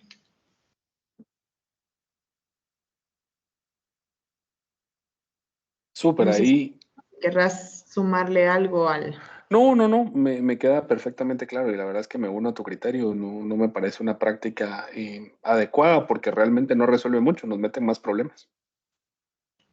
Por supuesto. Y sobre todo que recordemos que al final de cuentas, pues parte de este beneficio a los trabajadores es que si nos llegan a demandar, un juez va a considerar todo aquello que sea en beneficio del trabajador. Entonces, como empresa, como patrono, como ente obligado, vamos a tener mayor carga para poder demostrar que las circunstancias que ejercimos en su momento, por ejemplo, como lo que decía Melvin, pues lo hicimos bien, ¿verdad? Entonces, eso es lo que nos tenemos que preguntar. Esta acción que estoy tomando, si en determinado momento me llegan a demandar, voy a tener los elementos de prueba suficientes para poder librar la obligación. Creo que por ahí tendría que ir la respuesta que cada empresario se tenga que cada patrono, no empresario, que cada patrono se tenga que hacer al respecto. Buenísimo, gracias.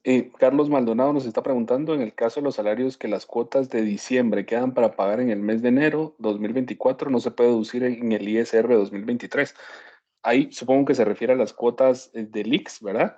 Que se pagan en enero, las correspondientes a diciembre, pues definitivamente es un gasto deducible, originado, y que por imperativo legal yo tengo para efectos, para poderlo pagar en el mes siguiente. Entonces, para mí, y el criterio, pues es que sí, definitivamente es un gasto deducible, ¿verdad? Del año 2023, ¿verdad? No lo podría poner en el 24 porque lo pagué efectivamente, y ahí cuando me refiero a lo pagué es a los trabajadores en 2023, que para efectos de la imposición legal, las cuotas laborales y las cuotas patronales las tenga que enterar en el mes inmediato siguiente, eso es otra cosa distinta, ¿verdad?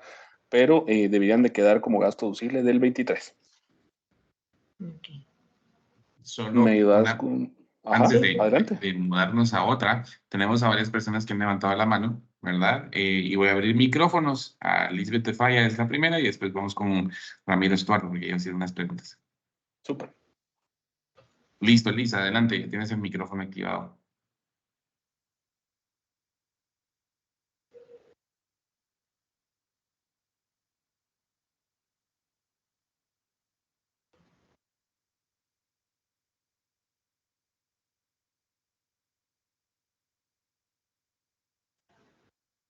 Liz, solo si nos podrías ayudar quitando el mute de tu micrófono. Ahí está, Listo, ahora sí, perdón. listo. Gracias por la información.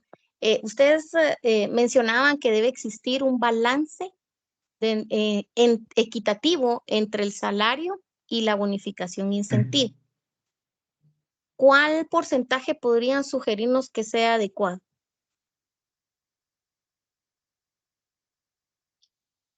A ver, cuando tal vez, Liz, muchas gracias por la pregunta. Cuando nos referíamos al tema del balance, básicamente a lo que nos referimos es que sea algo perfectamente creíble, ¿verdad? Y que podamos sustentar aquellas prácticas donde sea un 80-20, pero el 80 es bonificación incentivo y el 20 salario, definitivamente pues no son las más amigables para efectos de enfrentar una controversia con la administración tributaria, ¿verdad? Y tampoco con el Instituto Guatemalteco de Seguridad Social. ¿Por qué? Porque no resulta creíble. Debemos de apegarnos a un principio, es la realidad económica, ¿verdad? Y la realidad económica en este caso no nos va a decir que ese tipo de práctica sea aceptable. De allí diríamos nosotros, ¿verdad? Que un 60-40, inclusive a veces ya estamos en los límites, pero un 70-30 podría ser algo que pudiese estar en el límite, ¿verdad? Pero más allá de eso, pues ya estamos hablando de algo que pueda ser altamente contingente. Excelente, muchas gracias. Muchas gracias, Liz, por la participación. Y ahora vamos con Ramiro Escobardo. Habilito tu micrófono en este momento. Muchas gracias, muy buenas noches para todos y gracias por el tiempo empleado en compartir estos conocimientos. Digamos, yo durante la presentación escuché que ustedes planteaban un escenario del subarrendamiento en el caso de entidades como que son grupos corporativos, se podría decir, ¿verdad? Que digamos, pues sé que hay una matriz y esta entidad matriz tiene otras como filiales o derivadas. ¿Cómo podría como que volver a explicar o aclarar un poco cómo es que funciona una le factura a la otra y qué ocurre en los subarrendamientos en los que se emplea una entidad para, digamos, una entidad intermedia para arrendarle a terceras personas o subarrendarle a terceras personas con el tal de facilitar litigios al momento de querer desocupar o desahuciar a estas personas? Muchas gracias. Allí, pues muchas gracias, Ramiro, por la pregunta. Creo que estamos en presencia de algo que es perfectamente normal, ¿verdad? Todos sabemos que sustanciar un proceso de desahucio ante los tribunales, pues puede ser una tarea pues bastante tediosa, ¿verdad? Y porque un proceso legal puede llevar mucho tiempo, ¿verdad? Y puede ser que el consejo esté dirigido a demos en arrendamiento, ¿verdad? A una entidad y aparte, demos después que esa entidad le den su arrendamiento a quien es el destinatario final. Obviamente eso tiene un costo económico para la operación, ¿verdad? Porque va a haber un cargo de impuestos por la facturación que se debe hacer entre las compañías y que es legítimamente procedente. Y aparte de eso, pues es, como les decía en el ejemplo, la compañía A la que le arrenda a B y la compañía B la que le renda a C, que al final termina siendo el arrendatario, ¿verdad? Entonces, ante un incumplimiento de C, A demanda a la segunda, que es, en este caso sería la B, para que se allane en el proceso, ¿verdad? Y se pueda proceder a la desocupación del bien inmueble, ¿verdad? Entonces, esta práctica es la que no está cubierta por el criterio institucional 3-2023, porque no nos habla de los subarrendamientos, solo limita al tema del arrendamiento. Ante la complejidad de lo que pueda llegar a pasar, ¿verdad? Ante esto, lo que nosotros decimos es, no quiere decir que no se pueda utilizar, pero hay que extremar, ¿verdad? Y hay que hacer una serie de antecedentes dentro del contrato que expliquen por qué lo estamos haciendo, ¿verdad? Para efectos de poder cumplir con la obligación. Y el otro ejemplo, pues es que legítimamente pueda constituir a alguien que maneje los bienes, ¿verdad? Y se los dan en arrendamiento porque el propietario, por alguna razón en particular, no lo puede hacer, y entonces se los da a un tercero para que este tercero sea quien realice las gestiones como subarrendatario hacia otras personas, ¿verdad? Entonces eso normalmente, otra vez, hay una factura entre la entidad 1 y la entidad 2 y una factura de subarrendamiento entre la entidad 2 y la entidad 3. Espero haber respondido a su pregunta.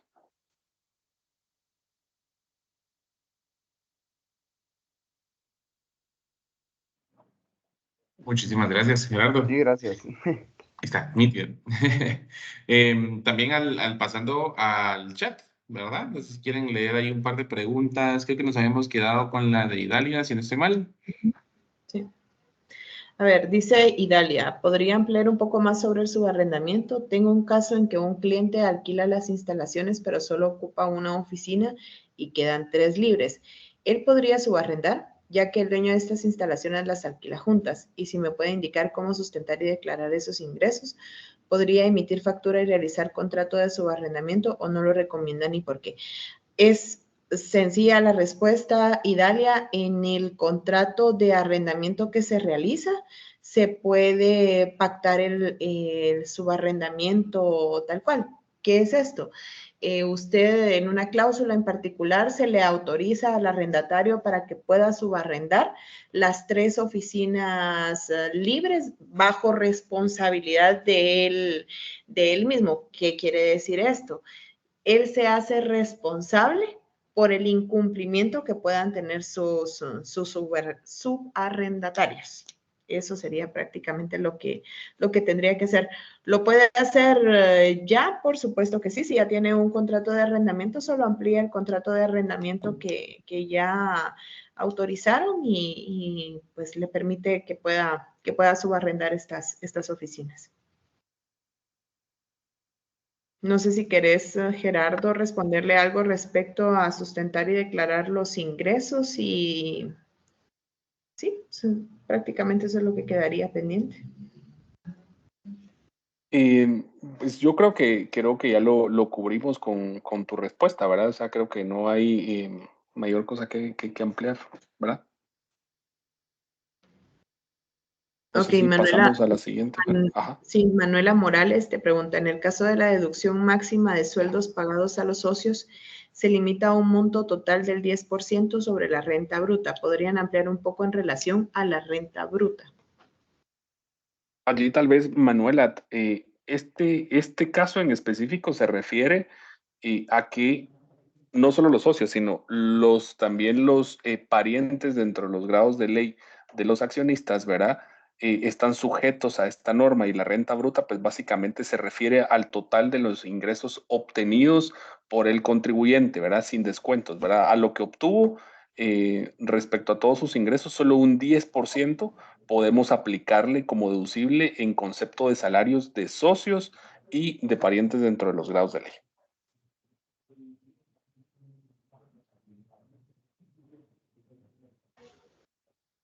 Listo, gracias. Lidia, no entiendo muy bien su pregunta. No sé, Gerardo, tal vez. Buenas noches. ¿Qué pasa si liquido a 2 trabajadores que laboraron 2 años? Debes pago planilla de X, pero no se hizo contrato de trabajo. No sé realmente qué es lo que nos quiso preguntar. Sin embargo, si es que usted liquidó a 2 trabajadores y no tenía contrato, igual recuerde que la relación laboral es verbal o escrita, ¿verdad? Lo ideal, pues obviamente sí es tener su contrato de trabajo por escrito, pero no es requisito per se para el pago de las prestaciones laborales que tenga.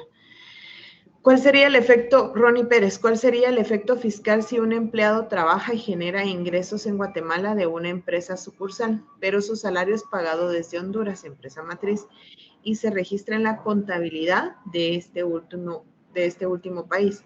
Consulta en este caso sería el empleado responsable de pagar el ISR y ante una demanda laboral el empleado puede demandar a la empresa local o a la extranjera. ¿Cómo funciona esto? Y va sujeta a otra pregunta de Daniel Ortiz. Buenas noches, tengo un empleado que es residente americano y es soltero. Entre la ley de bancos actual se debe reportar el ISR de Estados Unidos, el ISR de Guatemala y los descuentos de ley. Para el pago de prestaciones laborales que aplican acá en Guatemala, procede la retención del ISR de Estados Unidos. Yo creo que ahí entramos en varias cosas y tal vez valdría la pena tener más elementos para poder responder. Pero si es en el contexto general que está planteada, por ejemplo, la pregunta de Ronnie, todos los ingresos que obtenga un trabajador por el tema de la territorialidad de la ley en Guatemala, pues, y que en Honduras también existe, pese a que se le esté pagando allá, si él está remesando esos fondos de regreso a una cuenta en Guatemala, pues tendrá que explicar por qué están esos fondos, ¿verdad? Entonces, en teoría y atreviéndonos a opinar sin conocer tantos elementos del caso en específico que podrían variar la respuesta, en este caso debiese tributar en Guatemala, porque es un contribuyente en Guatemala, es residente en Guatemala, de acuerdo con la ley de actualización tributaria, pues probablemente esta persona permanece en territorio nacional más de 183 días, que es el mínimo que señala la ley, ¿verdad? Entonces, por allí puede entrar un poco la respuesta. En el caso del trabajador estadounidense, pues allí tal vez la cosa se complica un poco más, porque localmente el patrono lo que está obligado es hacerle una retención del impuesto sobre la renta para efectos guatemaltecos, básicamente, y es el trabajador quien tendría que informar al IRS en su momento cuáles son los ingresos que percibe acá, y a través de su cuenta de bancaria pues va a estar monitoreado por el gobierno de los Estados Unidos, ¿verdad? Pero es algo de lo que tendríamos que saber pues más elementos como para poder emitir una opinión más certera.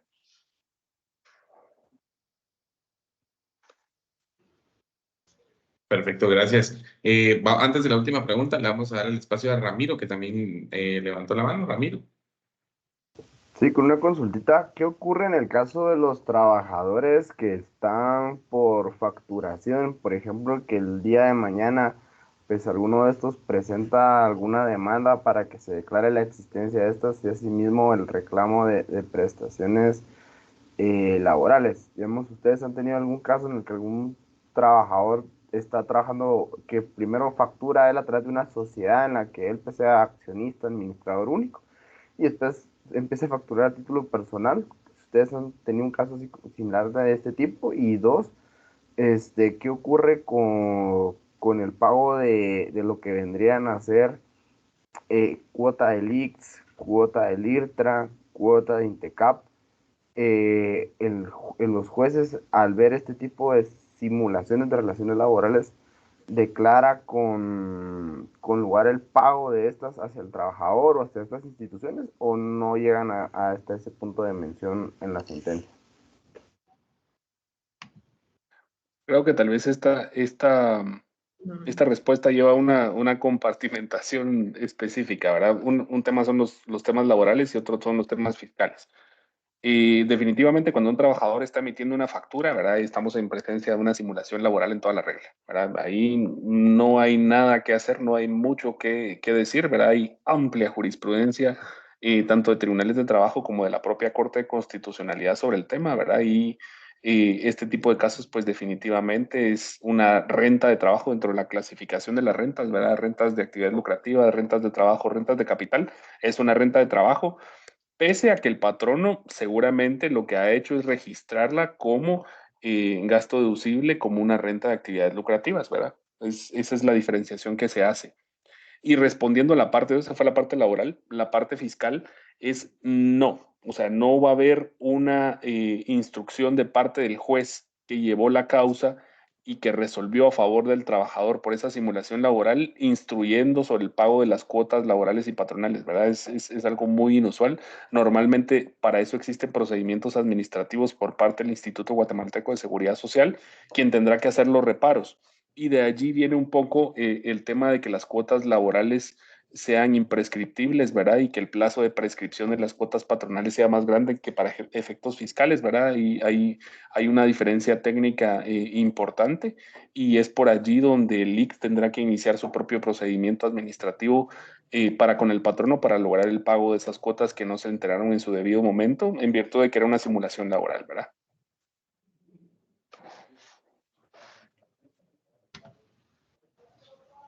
La siguiente es Gerardo. Gerardo, tu tocayo, no Gerardo, tú. Una empresa, los trabajadores tienen una jornada laboral que inicia desde las 4 de la mañana a las 10 de la noche porque los trabajadores quieren trabajar un día, el otro día descansar y así sucesivamente sus opiniones. Esto se le conoce como jornada acumulativa. Siempre y cuando esa jornada acumulativa no exceda de las 48 horas si fuera diurna, y creo que son 36 y 42 horas si es nocturna y mixta, pues no habría ningún problema siempre y cuando el giro de la empresa genere los mecanismos suficientes para que el desarrollo de la actividad sea en condiciones de salubridad, si no mal recuerdo qué es lo que dice el Código de Trabajo al respecto. Entonces sí lo podrían hacer, sería de evaluar bien el caso en particular de cómo están haciendo esta sujeción, aunque le digo, es algo que no siempre se respeta la norma, y esto es algo que podemos evidenciar muchas veces en los trabajos de seguridad, en las empresas de seguridad y en las empresas de servicios médicos. ¿Algo que querrás agregar al respecto, Gerardo? No, perfectamente claro, Marcela. Me quedó clarísimo el tema. Tal vez, si quieren, avanzamos en aras del tiempo para la siguiente pregunta, que era Víctor Monterroso, ¿verdad? Que nos pregunta, en cuanto a algunos patronos deciden, y pone entre paréntesis, ya que el sistema X-Web lo deja opcional, no pagar las cuotas del IRTRA Intecap, ¿tendrá alguna implicación en ajustes o algo legal contra el patrono?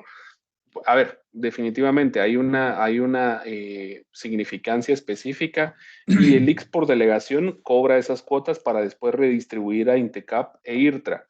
Si esa segmentación nos lo permite, no quiere decir que sea procedente. Y aparte, la consecuencia para efectos fiscales es si yo solo deduje una parte y pagué solo de conformidad con esa norma, con esa herramienta, solo una parte, solo es deducible esa fracción o esa porción. Lo demás no va a ser deducible definitivamente porque no cumplió con el requisito de haberlo pagado, ¿verdad? Que es algo indispensable para la deducibilidad del gasto, ¿verdad?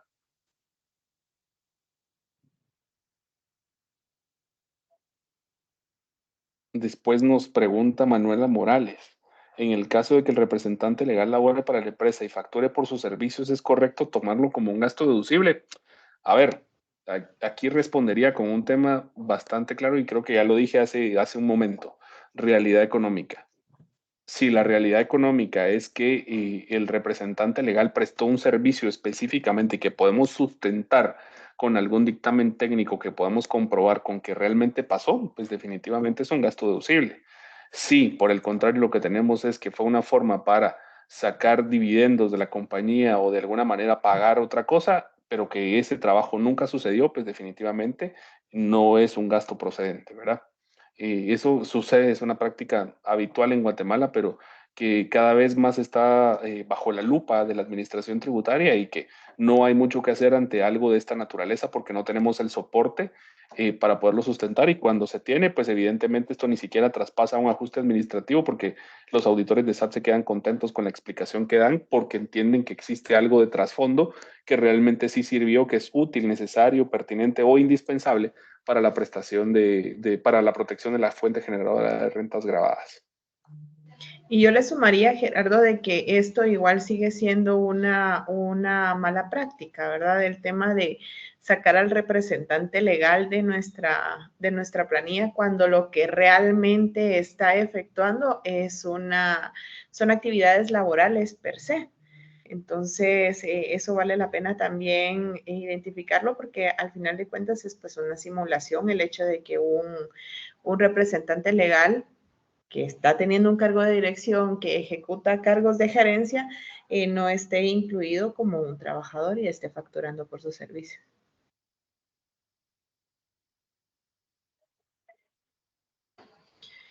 Gerardo nos vuelve a preguntar, una persona individual tiene una empresa de servicios, por su cuenta hizo la gestión de inscripción de patrono y al mismo tiempo se registró como empleado. Lleva 3 meses pagando planillas, el sistema del IX se lo permitió. ¿Estará pagando por gusto? IX le prestará sus servicios cuando sean requeridos. A ver, no entendí bien. Los servicios. Por su cuenta hizo la...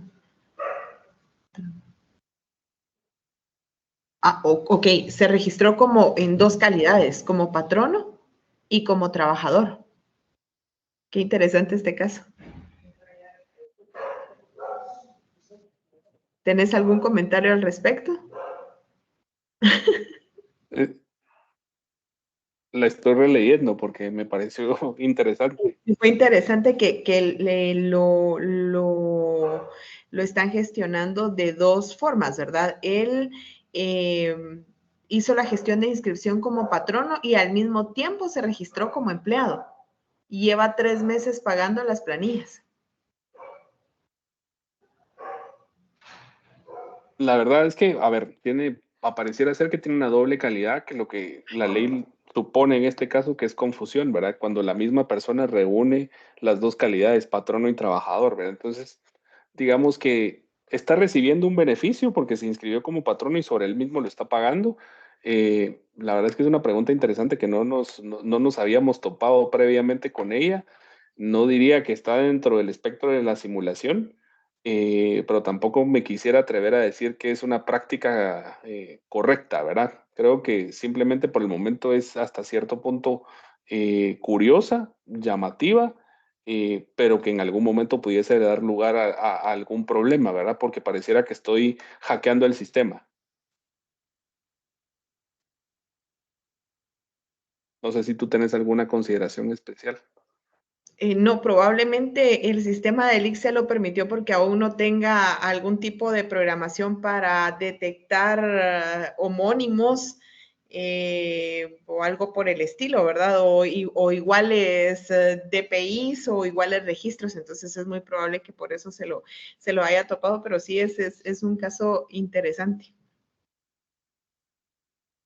Sí, definitivamente. Ahí pone Gerardo que la sugerencia que él dio y Que vaya a probar. habría que ver que evalúen. Probablemente no van a estar atentos a esto porque esta es una unidad distinta y pues Elix es una entidad con muchos colaboradores y con muchos sistemas y probablemente sí, ¿verdad? Pero nuevamente no quiere decir que estemos diciendo que esté en lo correcto. A mí me parece más que es un hackeo del sistema legalmente hablando, ¿verdad? Y que es algo no contemplado que simplemente se dejó pasar, aunque la propia ley lo señala como una confusión, ¿verdad?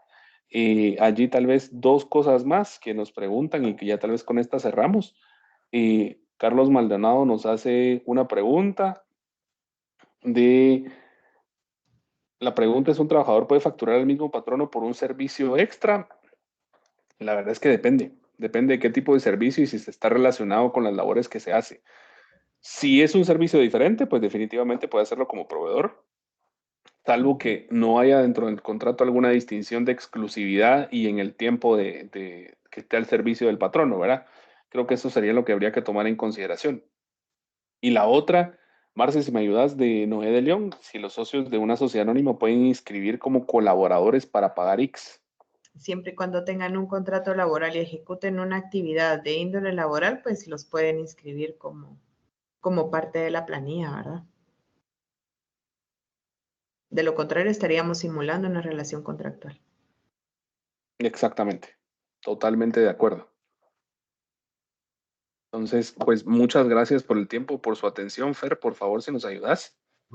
Claro, muchísimas gracias. Ahí solo eh, para cerrar y primero que nada, pues agradecerles a todos y cada uno de ustedes por el tiempo, por estar acá con nosotros, ¿verdad? Gerardo y Marcela, muchísimas gracias por brindarnos, ¿verdad? Como estábamos platicando, este espacio.